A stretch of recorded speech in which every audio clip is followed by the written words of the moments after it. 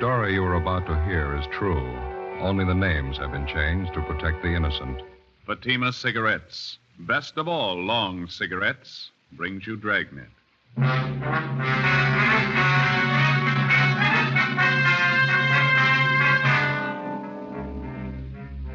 You're a detective sergeant. You're assigned the homicide detail.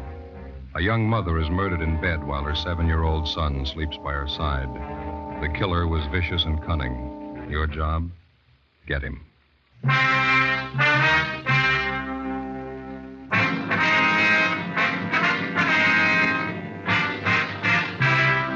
Dragnet, the documented drama of an actual crime. For the next 30 minutes, in cooperation with the Los Angeles Police Department, you will travel step by step on the side of the law through an actual case transcribed from official police files. From beginning to end, from crime to punishment, Dragnet is the story of your police force in action.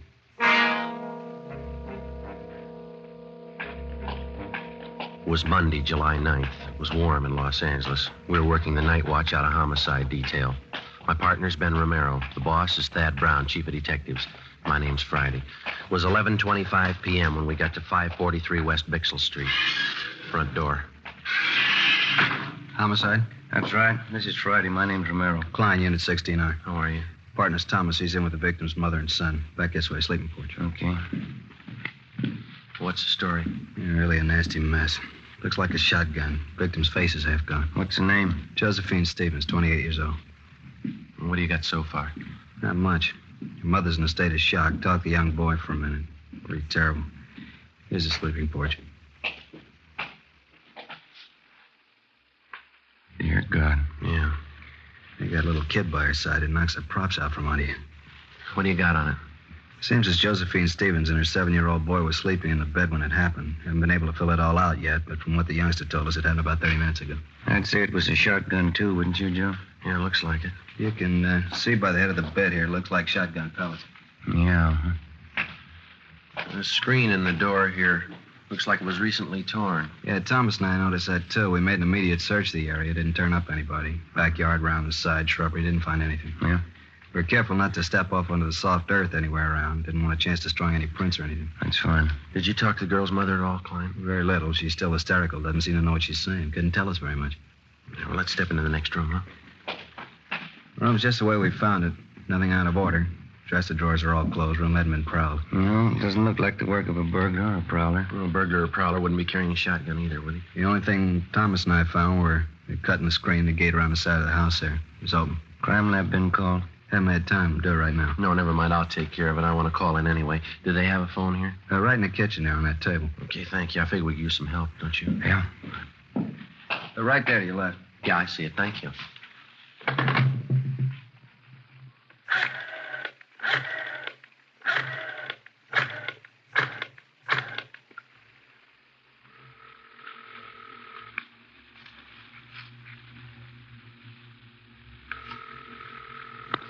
City Hall. 2643, please. 2643? Crime lab, Alan. This is Friday, Jay. Yeah, Joe. We're at 543 West Bixel. Got a homicide. We're going to need prints, photographs, the whole deal, Jay. Looks like the woman was killed with a shotgun. Let me double check that address, Joe. 543 West Bixel. Yeah, that's right. You got a phone out there? Yeah, it's Hollywood 93199. We'll get right on it, Joe. Thanks. Say, Jay, could you transfer me to 2521, please? Right. Operator? 2521. 2521. Homicide, Sanchez. Sanchez, this is Friday. What'd you find out there? Oh, it's a bad one. Shotgun killing. Haven't got too much yet. We're going to have some help. What do you need? We need somebody to cover the area. We don't know what we got yet. Talk to the witnesses, neighbors, cover the parked cars. Right. Will you send out a broadcast for us? Alert all units to be on the lookout for a person or persons with a shotgun in their possession. Take care of it right away. How many men you think you need? Well, at least 4 crews. Could you get them out right away? Okay, anything else? No, I'll fill them in when they get here. Thanks a lot, Sanchez. Right, Joe. All right, bye. Everything okay? Yeah. Klein says we could talk to the youngster. You don't think it'd do any good to talk to the mother? Huh? She's still in bad shape. Imagine she'll be all right in a little while, but I think you just wasted time right now. Oh, I forgot something. What's that? Forgot to call the coroner. I'll take care of it for you. Well, would you take the boy into the front part of the house for us? Sure. Fine. Then if you'll just call Sanchez down in Homicide downtown, he'll notify the coroner for us. Right. Thanks a lot. Joe, you want to see something to break your heart? Now, what's that? Notice the blood on the floor there, leading from the sleeping porch to this bedroom here. Yeah. Look like small footprints, huh? They are. Little boys. Well, let's go in the front room. Yeah. This is a boy, 7 years old, name's Charles. Right. Thanks, Glenn. I'll make that call for you right away, Friday. Hello, son. What happened to my mommy? I'm sorry. You better take it, Joe. Yeah. Come over here to me, son. Charles, is that your name? Charlie. Well, my name's Joe, Charlie. Yes, sir. Mr. Joe? Well, it's Joe Friday, son. Mr. Friday, are you a policeman? Yeah, that's right, Charlie. Now, that other man in the uniform, Officer Klein, Yes, sir. he said you might be able to tell us what happened here. Do you feel like talking about it, son? Mr. Friday, do you know what happened to my mommy? Well, that's what we're trying to find out, son. We'd just like to ask you a few questions. She's hurt bad, isn't she? Did she talk to you? She wouldn't talk to me. Grandma and those other policemen wouldn't let me stay in there. Well, can you tell us what happened here? You want me to tell you like I told the other policemen? If you would, please. I wish you'd let me go in and see Mommy. She could tell you a lot better than I can. Well, she's hurt kind of bad, son. We just thought that maybe you'd tell us. Well, we were sleeping in the bed on the back porch. Mm-hmm. We just got to bed, and Mommy was reading me a story. Then I heard this man at the screen door. Did you see the man, Charlie? No, I didn't. Mommy wouldn't let me. Well, how do you mean, son? How do you know it was a man, then? Well, somebody was cutting the screen at the door. I thought it was a man. But you're not sure? You didn't see him? No, sir, I didn't see anybody. It was dark outside. You heard somebody cutting the screen, though, is that right? Yes, sir. And then Mommy sat up in bed. I started to sit up, too, but she wouldn't let me. She pushed me back down and said, "Keep down." Mm-hmm. Can you remember exactly what she said, Charlie? She said just to keep down. That's all she said. Well, then what happened? I heard this big gun, and Mommy fell down on the bed again. I could tell she was cut. I could see blood all over her. Mm-hmm. I tried to talk to her, but she wouldn't talk to me. So then I went to get Grandma. Now, after you heard the gun, did you hear anything else? I don't know what you mean. Well, did you hear anybody running outside the house? Anything like that? I don't remember, and I don't think so. I got up and went into Grandma's room. I was awful scared. I don't know why Mommy wouldn't talk to me. She always used to when I was scared. Well, now, can you think of anything else that you might be able to tell us, son? No, sir. I just don't know why anybody would hurt my Mommy. She's so good. She never hurts anybody. Where's your father, Charlie? I don't know where he is. They don't live together anymore now. Mm-hmm. How long has it been since you saw your father, son? Just last Sunday it was. Yesterday, I guess. I see him every Sunday. Well, do you have any idea who might want to hurt your mother? No, sir. Nobody. All right. What do you think, Ben? Charlie, Yes, sir? did your mother and father seem to argue with one another very much? Before we moved here to Grandma's house, they used to argue all the time. That's when we lived in the apartment. Is that why you moved over here, son? Yes, sir, that's partly it. Mama had to work, and she didn't want to leave me alone here. So we moved over to Grandma's house. Mm-hmm. Do you think your father would ever hurt your mother? Did he ever say anything about ever hurting her? My daddy was always so good to me. He used to buy me all kinds of things. I don't think he was ever mean to anybody. See? Do you remember your mother ever saying she was afraid of anybody? No, sir. She was never afraid of anybody. How do you know that, son? She and Grandma used to always tell me that I'm the man of the family. As long as I'm around, they're not scared of anybody. Oh, I see. But when you talk to Mama, you won't tell her, will you? Tell her what, son? She always says that big men don't cry about things. When Grandma came out on the porch, she started to cry, and she took me into her room, and she cried some more. I guess I cried a lot, too. When you talk to Mommy, you won't tell her that, will you? No, we won't. I've never really known. Is that right? Do big men ever cry? Yes, son. They cry.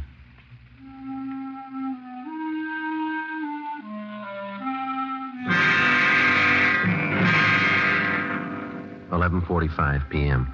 The crime lab men arrived and went to work. They found 3 shotgun pellets embedded in the wall to the right and above the head of the victim's bed. 2 additional lead pellets were removed from the bedstead above the pillow on the right side of Josephine Stevens' bed. This fact, in conjunction with the position of the hole ripped in the screen door, proved that the victim was sitting up in bed at the time of the shooting. This fact, too, showed why the 7-year-old boy lived and his mother died. Further investigation showed that the fatal shot was fired from outside through the hole in the screen door. The search of the surrounding area failed to yield the murder weapon or any additional physical evidence. The neighbors were all checked. They could add nothing to what we already knew. The few who had heard the blast from the shotgun thought it was backfire from a passing car. Units in the area of the murder picked up 14 possible suspects on the street and in the neighborhood at the time of the killing. They were all checked out and cleared of any connection with the crime. Josephine Stevens' mother, Mrs. James Edwards, was in a near state of collapse, but she managed to give us a statement.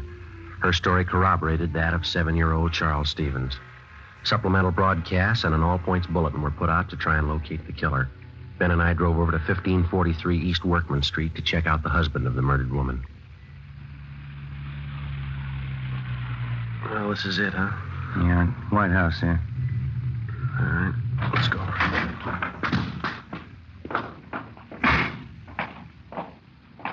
Car parked in the driveway. Yeah. The hood's warm. Car's been used recently. Yeah, you got your flashlight? Yeah, here. All right. The car's registered to Keith Stevens. Yeah, come on.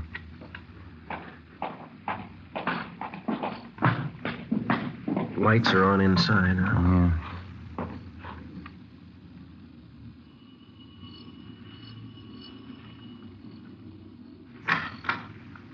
Yes? Mr. Keith Stevens, Yes, that's right. police officers like to talk to you. Want to come in? Yes, sir, thank you.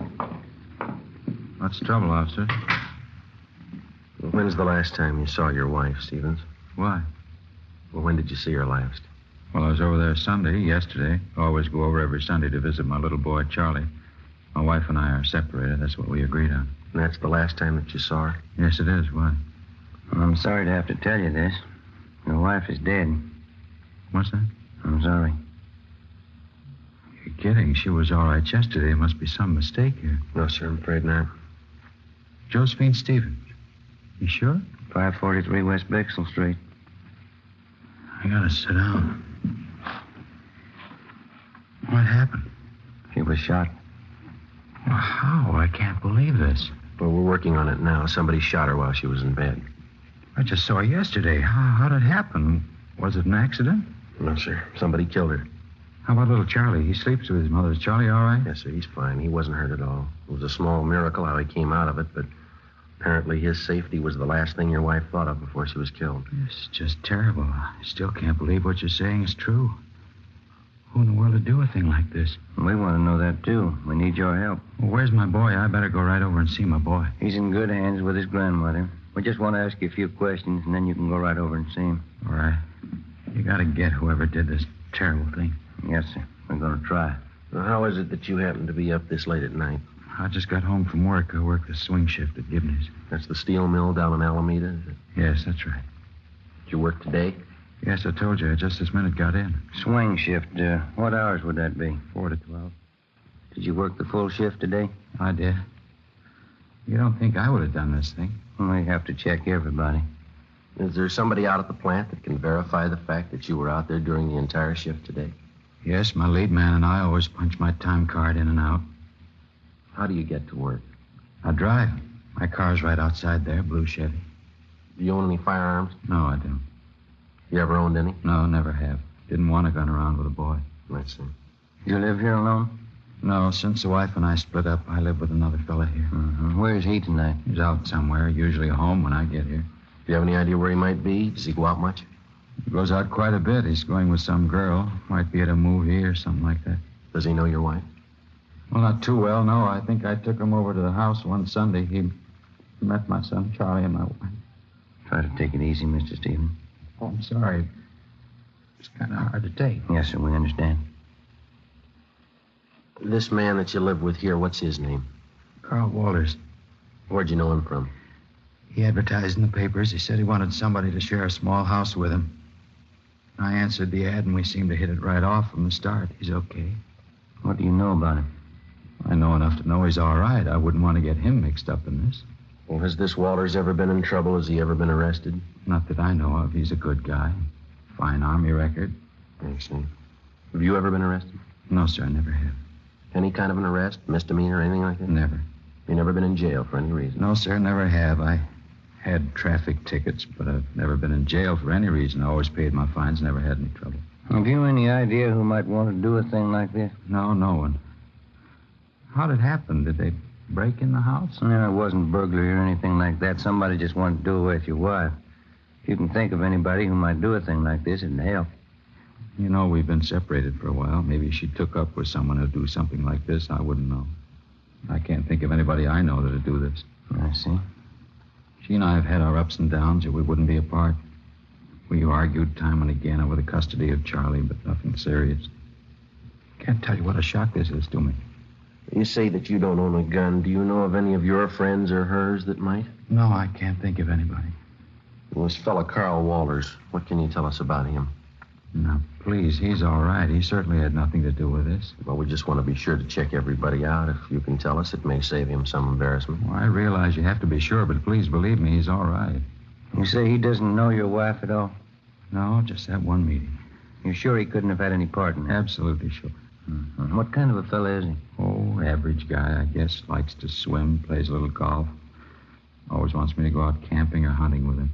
You ever go with him?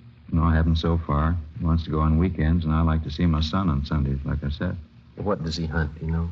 He's not much of a hunter, really. He just likes to go out for ducks once in a while. Does he keep his equipment here? No, he doesn't, over at his father's house. Does he ever hunt for anything besides ducks? No, I'm positive about that. He's always saying how he never could shoot a deer. Says he gets buck fever. Can't say I blame him. He ever tell you what kind of a gun he had? No, not that I recall. Still think he had a part in this? We didn't say that. What's his duck hunting got to do with it? Well, when you hunt ducks, you use a shotgun.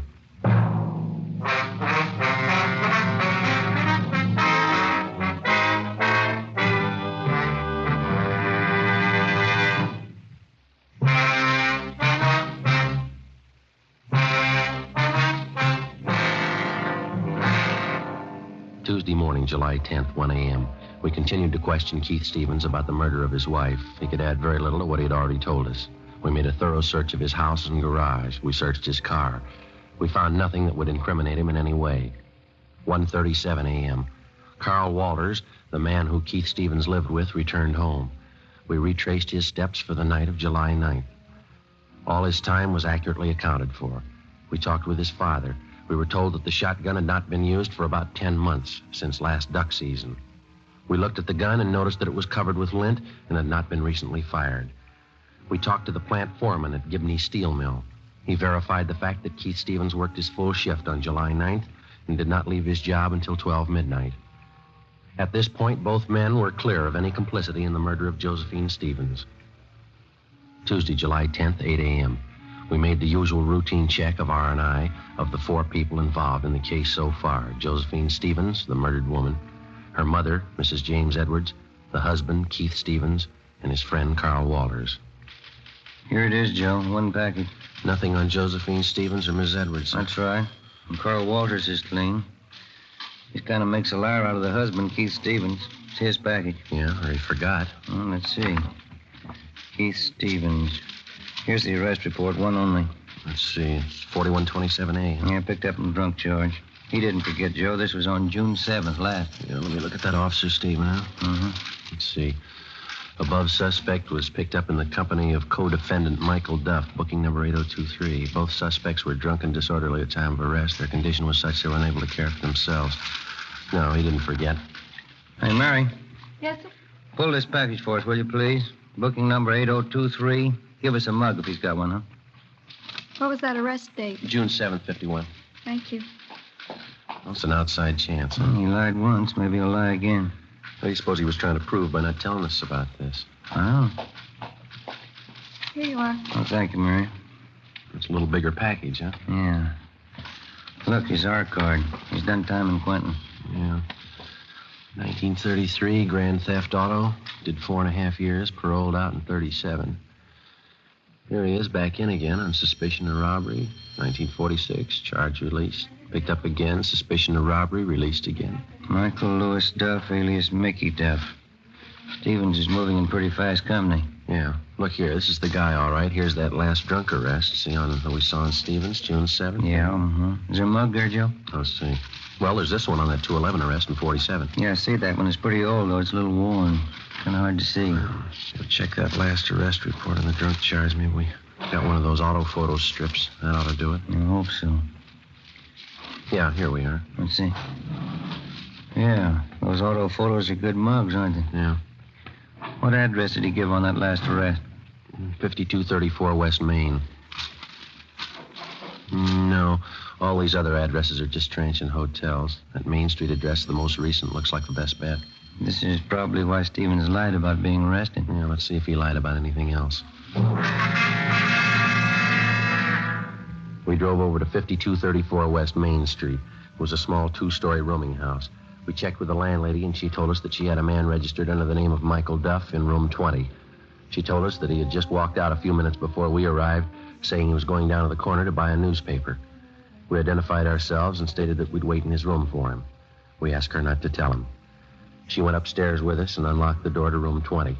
We made a thorough search of his place. It was a two-room apartment. I searched the living room, and Ben went over the kitchen. Joe, come here. Yeah. Look here. Look, I'm up under the sink here, cradled in the gooseneck of the drain. Yeah, shotgun. Yeah. Just a minute.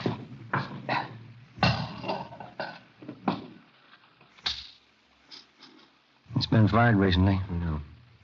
And this much fits in. These don't.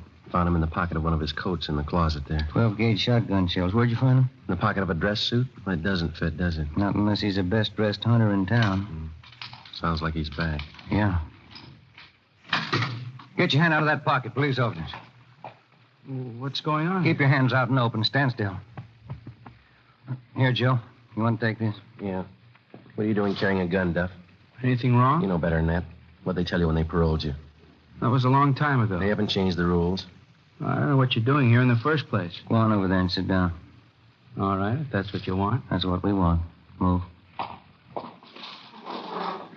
Right now, do you want to tell us about it?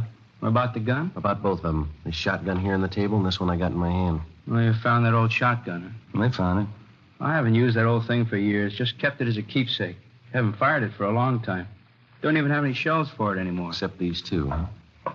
I don't know where those came from. Look, Duff, you're an ex-convict. We find 2 guns in your possession. Now, let's don't play games. Tell us about it. I haven't got anything to tell you. I would if I did. I just had a long talk with Keith Stevens. What'd he have to say? Never mind what he had to say. Let's hear your side of it. You wouldn't try to kid me, would you? Now, you listen, fella. We just came from a house over on Bixel Street. There's a woman lying in bed over there that took a blast from a sawed-off shotgun. You own a shotgun. It's been recently fired. You lied. You said you hadn't fired it. You said you didn't have any shells for it. Well, here they are. Now, look, they fit, don't they? Take a good look at it, mister. There's only one thing missing. Who pulled the trigger? Let's have it, Duff. Did Stevens tell you? We'll ask the questions. Now, come on. All right. I did it, but I did it for Stevens. Told me he'd give me $1,000 if I kill his wife for him. I haven't been paid yet. I'm still waiting to get paid off. You won't have to wait any longer.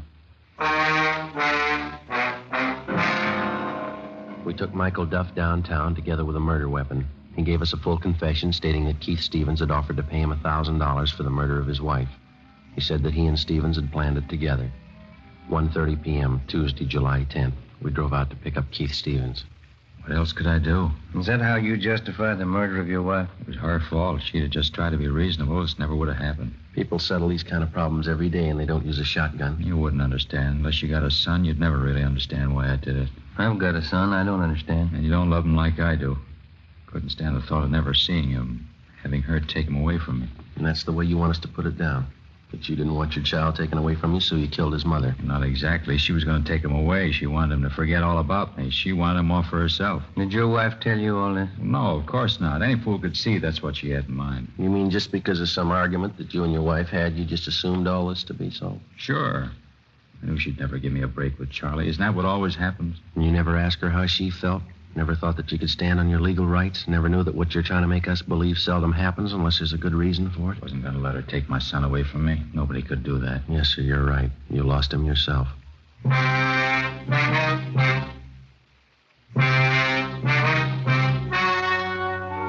story you've just heard was true. Only the names were changed to protect the innocent. On October 15th, trial was held in Superior Court, Department 84, City and County of Los Angeles, State of California. In a moment, the results of that trial.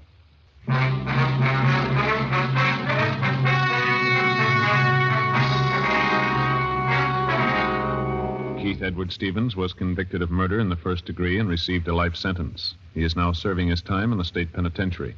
Michael Lewis Duff was convicted of first-degree murder and received the death sentence. He was executed in the lethal gas chamber at the state penitentiary.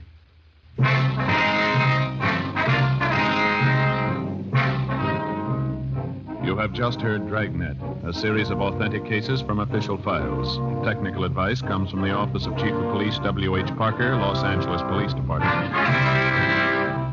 Fatima Cigarettes, best of all long cigarettes, has brought you Dragnet, portions transcribed from Los Angeles.